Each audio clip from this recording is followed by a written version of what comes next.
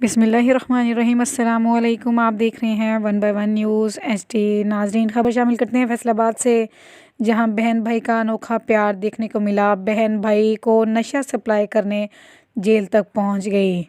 तफसीलात के मुताबिक हाफिजाबाद जेल में मुलाकात करने आई खातून से मुनशियात बरामद।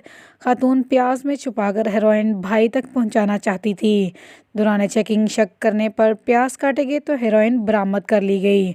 मुलजिमा सकीना बीबी को मौके पर गिरफ्तार करके मुकदमा दर्ज कर लिया गया। आपको अपडेट कर रहे हैं हाफिजाबाद से, जहां बहन भाई का अनोखा प्यार बहन भाई को नशा सप्लाई करने के लिए जेल तक पहुंच गई। जेल में मुलाकात करने आई खातून से मुनशियात बरामद। खातून प्याज में छुपाकर हेरोइन भाई तक पहुंचाना चाहती थी। दौरान चेकिंग शक करने पर प्याज काटे गए तो हेरोइन बरामद कर ली गई। मुलजिमा सकीना बीबी को मौके पर गिरफ्तार करके मुकदमा दर्ज कर लिया गया। मजीद खबरों के लिए देखते रहिए channel one by one news HD. ताज़ा तरीन अपलोड्स की नोटिफिकेशन हासिल करने के लिए हमारे चैनल को सब्सक्राइब करें और साथ में दिए गए घंटी के निशान को दबाना ना भूलें।